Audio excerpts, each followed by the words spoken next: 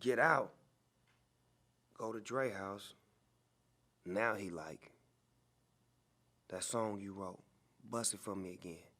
So he put the first beat on, doom, doom, and I bust it. He like, mm-mm. He grabbed a Leon Haywood record and spin that motherfucker back. Doom, He said, bust it off of this.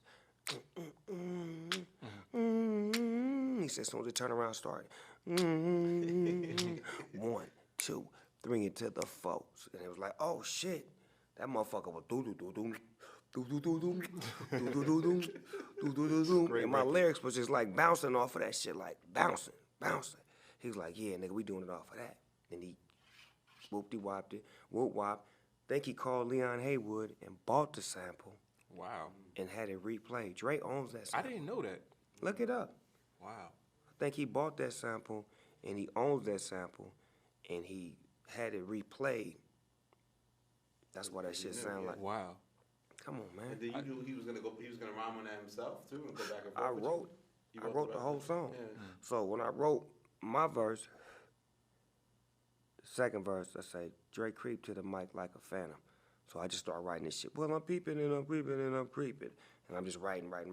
So when I busted, I'm like, when I get to the second verse, that's your part.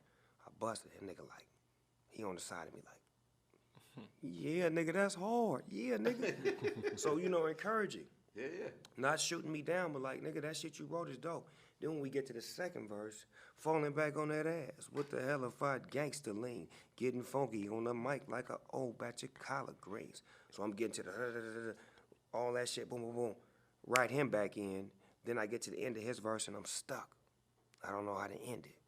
DLC come in and say, like this, that, and this, and like So that, was like this, and like that, and it's like this. And who gives a fuck about those? So just chill. To the next episode. To the whole next episode DLC. Like this, that, and this, and it's like this. And who gives a fuck about those?